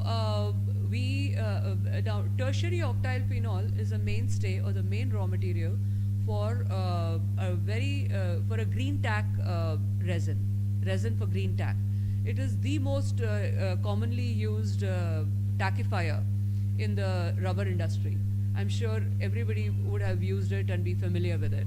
Now, this material has been on the SVHC list as far back as 2007 or 8, and yet there is no replacement for it that is accepted. It is there in the market, we have made it, and it is accepted quite well in the non-tire industry, because the non-tire industry is a lot faster to react to these changes, right? And to adopt, yes, approval process. With the tire industry, not as much. I mean, there's a lot of talk about, remove the SVHC materials and this, And yet, there are alternatives on the market. I have put them out. This has been in the work since, and in fact, the first testing was done here at IRMRA. And all of these materials, they find limited acceptance due to the resistance of the industry to change over. Okay? So unless and until, I understand that there are a lot of concerns wherever there may be human life involved, and even the smallest of changes are very difficult to make and find a lot of resistance. But at some point, it comes back to our own testing and our own ability to trust our testing. So, if all your test results show that it is equivalent or better, then, that hesitation to make that change should go away. And, the beauty of it is that a lot of these substitutes that are now coming are actually being designed with very non-exotic raw materials. So, sustainability is not just about using bio-based, it is also using commercially available, low-priced and non-harmful chemicals. So where your tertiary octyl phenol, which is which collects in the environment, non-biodegradable, if that can be substituted by more regular raw materials, which are easy to make, produced in bulk quantities, then that's already a win, even if it does not come from a bio-based feedstock. Okay? So, and if its exposure to the person working on the shop floor is less, like in the case of resorcinol. Now, resorcinol is another one that we've been working on to replace from the shop floor. Now, resorcinol is a very, very tricky one. Now, it's a solid. Now, from the solid stage, it doesn't go to a liquid. It goes directly to a vapor. So when you're mixing it in your banberries, then above a certain temperature, it will start to sublime, and there will be fuming all over your shop floor. And it's enough that you can actually capture it just by the naked eye. You can see it, you can smell it, you can capture it even on video. And yet, again, there are alternatives to resorcinol and resorcinol resins that are available and on the market. But every time the price goes high, everybody is looking for it. Then, as is cyclical, the price comes back to normal levels, and suddenly, like, okay, not now, next year maybe. So all of those things are here to stay. Whatever may be the focus on sustainability, unless and until the push comes from the industry to adopt the new chemicals and the new practices, there will be limited, industrialization of these solutions. So, there are a lot of alternatives out there. It is a matter of searching for them. And again, it's like more of a, are they available in large quantities? If there's a demand, why not? They will be available very soon.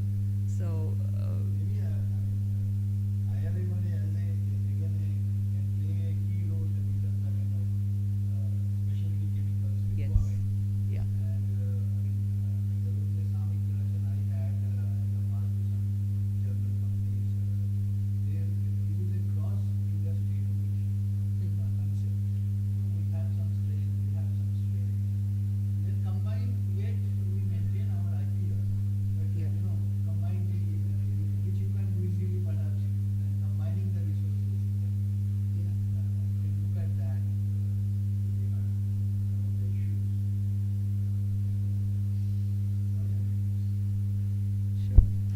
Yeah, that actually would help a lot, because there are many such things that are happening. The use of phenolics for coatings, the use of phenolics for the construction industry, construction chemicals. So, not yet, and that's again. Yes. So that's actually one of the things that that is a big that I'd like to personally push, and I know there are some institutes now in Bangalore where they are doing a lot of this kind of development of processes to make these chemicals through the bio route, because that's one resource that is highly underutilized, that nature has provided us.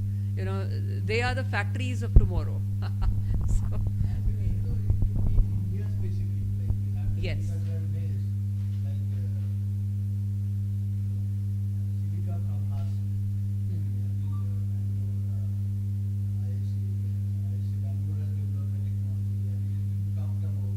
Yeah. So large industries are doing some work that silica issues, and lignin is being talked about. Yes. Yeah.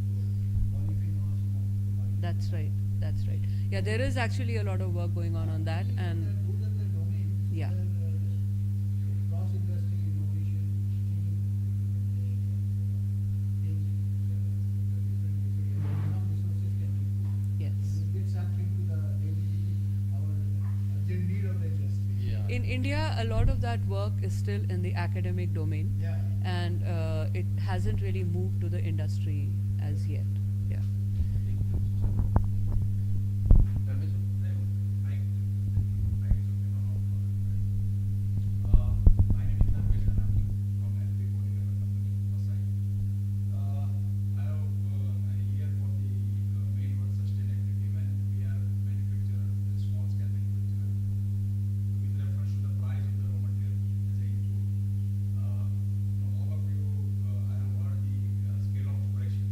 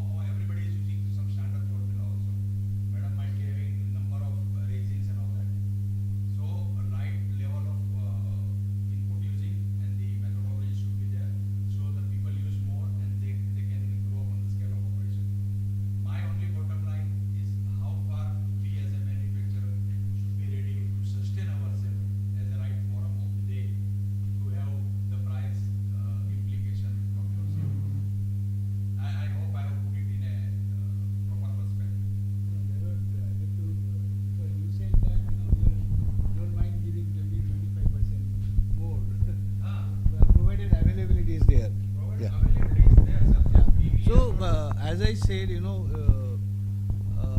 like a mainstay of our rubber chemicals is aniline.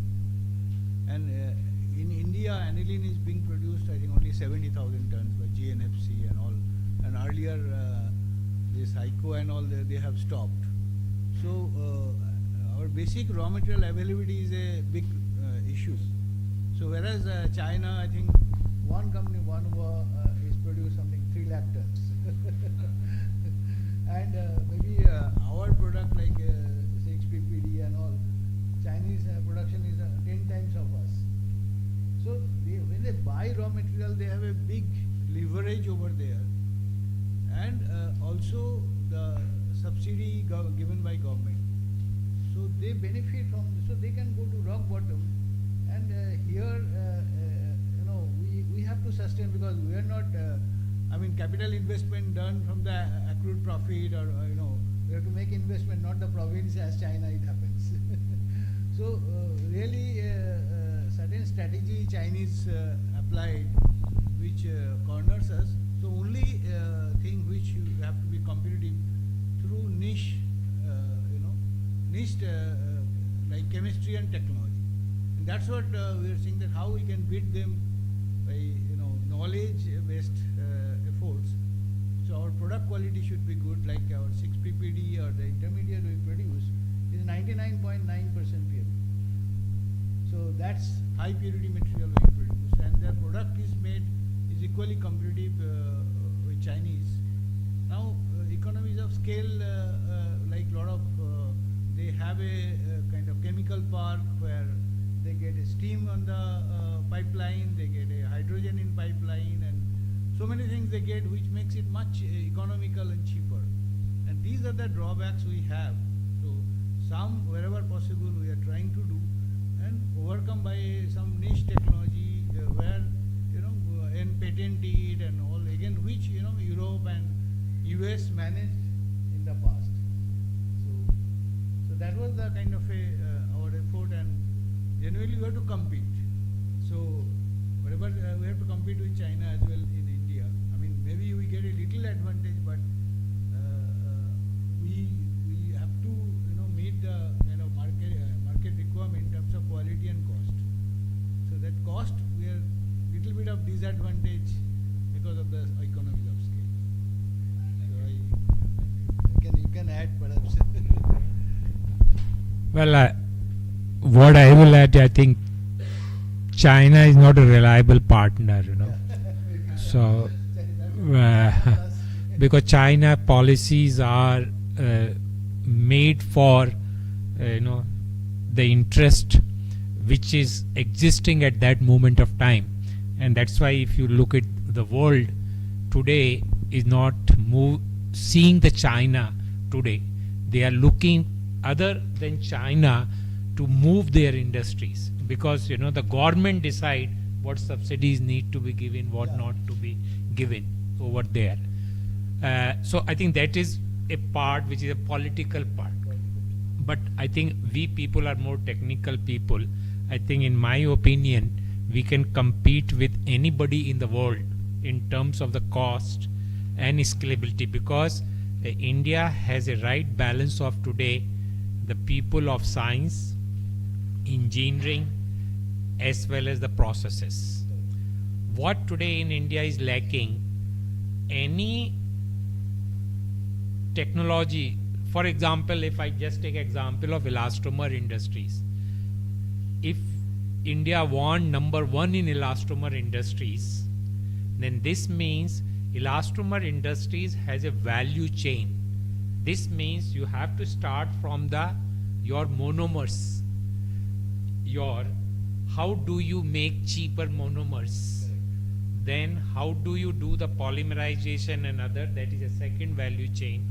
And in polymerization, what are the chemical which you used? Then the third value chain is the processes where you use antioxidant, stabilizer, and then the end product where you use that. And I think that is why we need a government direction that first create a roadmap for elastomer industries from monomer up to the end product, and say These are the priorities where nation need to build their manufacturing capability of that, and that is what the roadmap is required.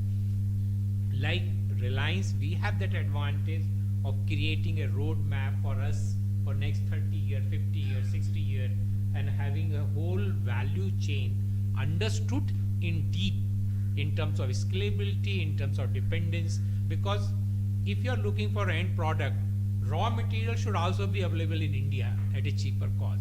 Otherwise, you make an end product and raw material you're buying from X and Y, and that person tomorrow increase the price by 40%, your product price also automatically increase. They don't supply. And they don't supply. Sometimes. And I think we who are in the industry, like Reliance, we think in that directions, but nation need to think in that direction and give a direction. Okay, these are the elastomer industry roadmap from raw material up to the end, and the industry should come out in future. I think that is the solution. And along with that, the utility. Utility. See, especially from the perspective of a SME, okay, from the perspective of an SME. For an SME, it is not just a cost, very cost, I mean, to be cost competitive, okay, we need a certain support structure around running the industry. So, good power, water, energy sources, roads, and effluent treatment. Okay, simple thing like effluent treatment, being located in a industrial area, it is unless and until the industrial area is equipped with a common effluent treatment facility, it is impossible for every SME to have their own. It just doesn't work out. You know, everybody, I mean, you obviously have to have, for your specific chemicals, you have your own effluent treatment, but at some point, the government has to supply this basic infrastructure, because these are the things that make it, our industry not as cost competitive as there is in China. You know, we have to provide for captive power. Yeah, we have to provide for captive power. We have to provide for our own water. We have to then treat all of that water on our own. You know, so all of these facilities, if they can be provided by the government to each industrial area, they can do it so much more competitive in a competitive manner. Some sort of subsidy from the government. Not just subsidy, actually. In this regard, we would prefer if the government owns and runs it, because the subsidy itself. Yeah. Yes.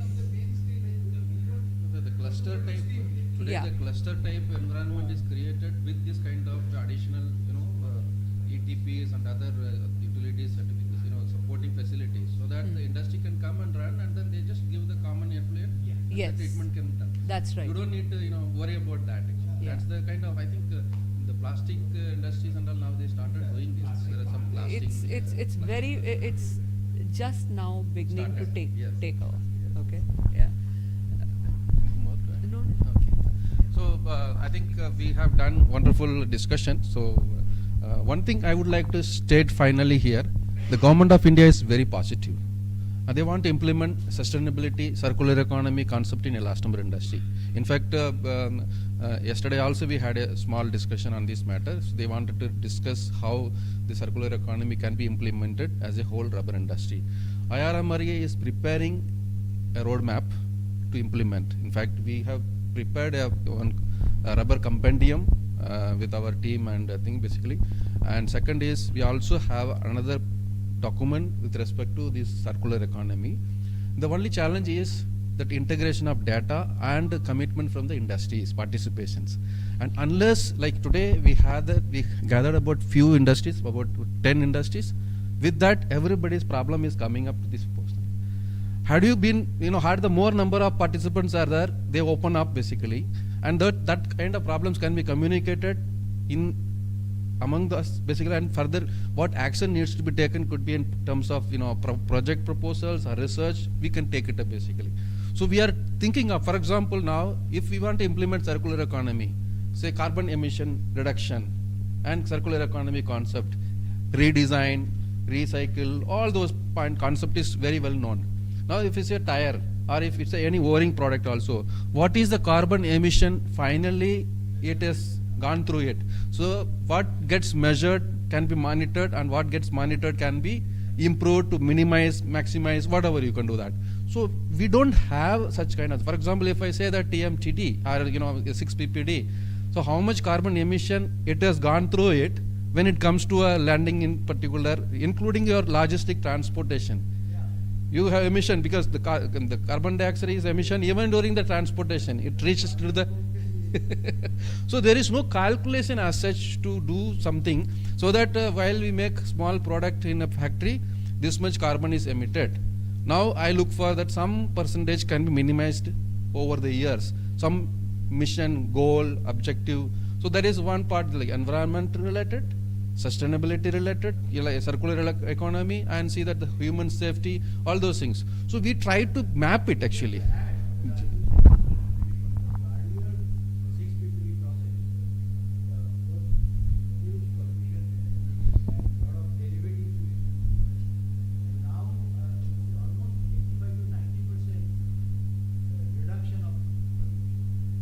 That's good.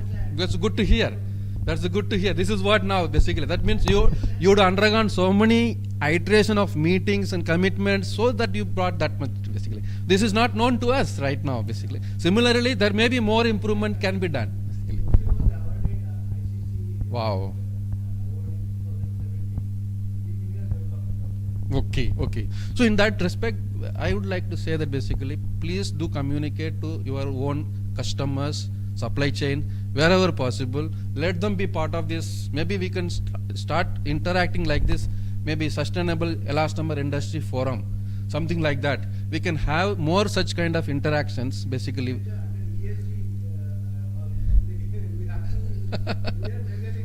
Right. Yeah, of course. For every industry there is a target to do that. But the only thing is that we need to accumulate and to see that basically overall how, because as a nodal organization for R&D in rubber industry, we would like to see that what is the roadmap for the elastomer industry. The government asks. We don't know basically. Unless we have the data of entire community, we will not be able to project it to the government actually. So there is a need for us to integrate the data from individual point of view.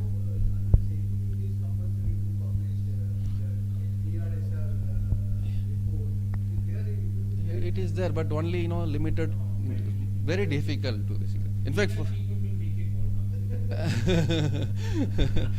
you were talking about standards, these metrics of carbon emissions, carbon footprint, these metrics also, right now we are just relying on what is being told to us by the West. Yeah, exactly. That's right. But this is still under development. The standards are already established. Well, Well, at least those under development. correct. So we can enter at the ground floor now. Right. Otherwise, it's a Huge huge task. job opportunity. That's right. That we are just letting the West do, and then We are adapting this. adapting it ourselves.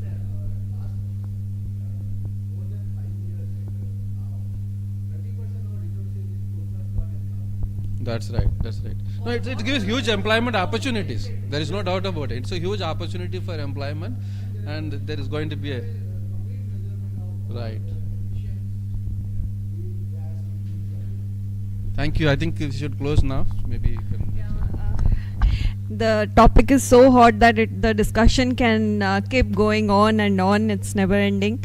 And already sir has summarized many things, but still I would request Dr. Bharat Kapgate, Senior Assistant Director, IRMRA, to formally sum up the panel discussion very briefly. I know everyone is hungry and it's becoming one-way communication, so a lot of stuff's getting loaded in the head. Thank you. Respected dignitaries on the dais and colleagues and guests from the industry. I think the topic sustainability requires, as ma'am said, it will be an whole 1 day, 2 day, 3 day. I think we have organized special 2 days conference also on sustainability. So we all welcome all the speakers over there to discuss in length. But if we look at the sustainability word, in common language, sustainability now mostly we correlate with the biomass or green biomass or bio-based material. Mostly we correlate with that. But in today's panel discussion, at least we get to know there are sustainability is not only just by using bio-based materials or agrobiomass, but it talks about the redesigning of products or use of renewable resources. There could be the reduction in use of conventional whatever sources we are using, like petroleum based sources or any other raw materials we are using in the production or manufacturing. So reduction in the use of that sources, reduction in the energy, optimization of processes, what we have discussed. And sir talks about the emphasis on the standardization, because there are a lot of opportunities to work upon on the process optimization or the like we have been working in the BIS for generally recognized safe materials or generally not recognized as safe materials for rubber industry. So there are opportunities are there to work upon some materials which can be more safer, or materials which are there available as a hazardous substances. So alternate materials can be developed, because sometimes we talk about banning some chemicals, but at the same time industry look for alternatives. And very well highlighted by him, cost is the factor. When we talk about sustainability, we talk about new technologies to be created, but at the same time what manufacturers are looking for the cost. So awareness is also required on sustainability. What is sustainability from the end user's point of view also, what is sustainability and why it is necessary to adopt these sustainable goals is important. If end user is not there to accept the sustainability, then why manufacturers will invest into that?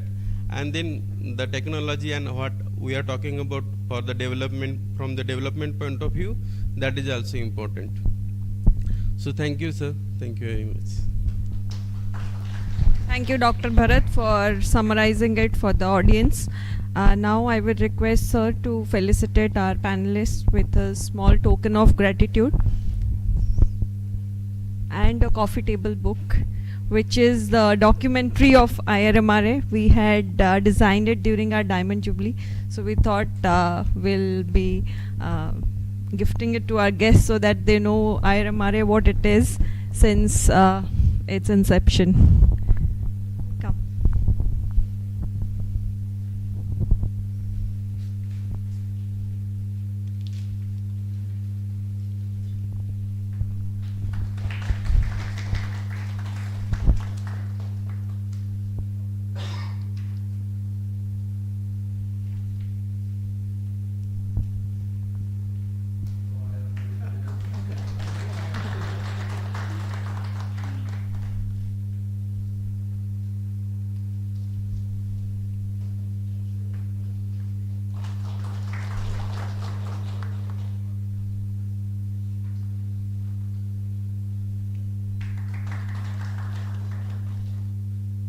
Thank you, sir. I request Dr. Rupesh Rohan, Assistant Director and Center Head for South Center, to deliver the vote of thanks. Thank you, ma'am. Good afternoon, one and all. So, I do it as a great pleasure to be selected for giving a vote of thanks. So, there is a famous line in Sanskrit, Yatha Nam Tatha Gud. If I translate in English, it says what is the name and the quality is the same. So the National Technology Day, what the technology word comes, and the same almost we are aligned with the word that what we discussed today. What a deep, insightful discussion we had. Thanks to all of our panelists as well as the representative from the industry.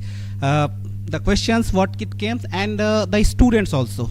So they came to know about what is actually we are doing, what is the elastomeric regime. Sir has pointed out that okay, it is a very narrow. People are not talking about the elastomers, how it is, how much it is important. But we have a very few institutes, and IRMRA is one of them, which is promoting that one. So in general, if I thank all of you, it would not be sufficient. So I'll start with all my panelists, starting with Dr. Gupta from Reliance. Sir, the point you made in the starting that, okay, if sustainability is required, sustainability should be started from the industries, and that it should be the campaign for the nation. So that is a mantra which we have to take if you want to compete with the China and the topic which we had. So people are looking, or even entire world is looking for the China plus one policy, Apple and other things. So why not that plus be India? So that exactly what we are discussing, and that is a thing which we have to work for. Thank you, Dr. Nandi. The way you demonstrated the green chemistry concept and how these chemicals, because they are the raw materials, and these are the inherent thing which we have to have if we want to achieve this goal of the sustainability, either in the elastomers or in the chemicals, because ultimately both will come together and then we'll get the product. So thank you, sir. It is very difficult to say thank you to the family member, Dr. Rai Chaudhary. Though it is my privilege that I am meeting you first time, sir, but I heard so much about you, and thank you be here and give your remarks. So thank you, sir, and we hope that we will see you so frequently. And madam, the way she actually she put the things what we never see. Sometime in the hindsight we miss the things, that it is not only that so much EV we are talking about, sustainability we are talking about, but we cannot keep this oil technology immediately on break. So we have to think that this is not going to the end.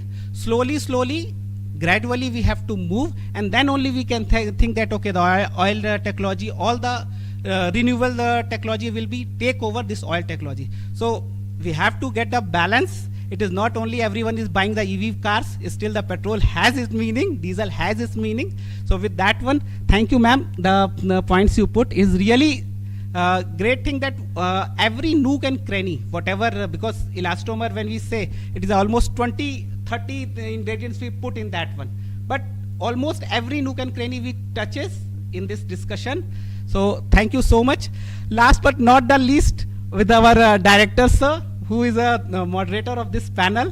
So he put the things which are the pertinent question to be asked. So sir, thank you very much. So you kept them engaged. I would also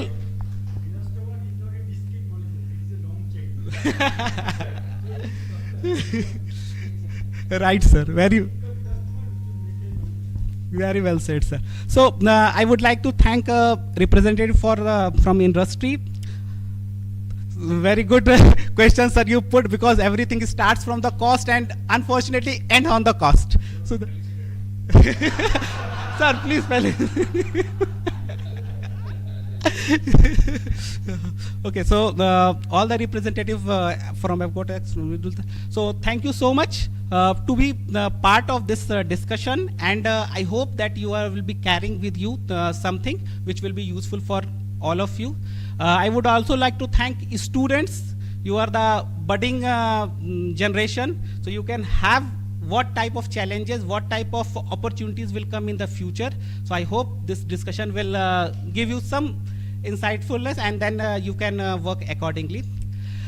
I also like to thank all of my colleagues who put so much effort for this event to be happened, starting with Suchi Madam, Madhavan Sir, Dr. Basu, Dr. Bharat, and all my colleagues.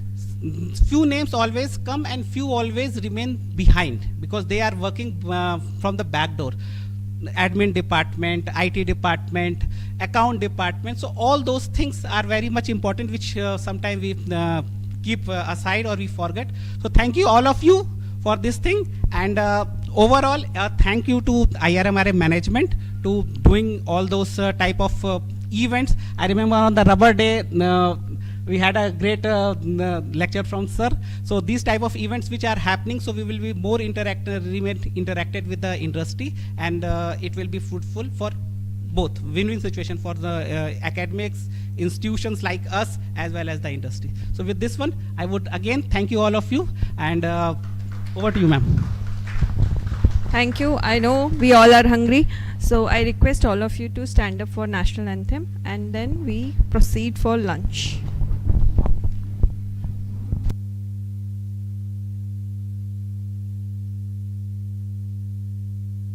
जनगण मन अधिनायक जय हे भारत भाग्य विधाता पंजाब सिंध गुजरात मराठा द्राविड उत्कल बंगा विंध्य हिमाचल यमुना गंगा उच्चल जलधि तरंगा तव शुभ नामे जागे तव शुभ आशीष मांगे गाहे तव जय गाथा जन गण मंगलदायक जय हे भारत भाग्य विधाता जय हे जय हे जय हे जय जय जय जय हे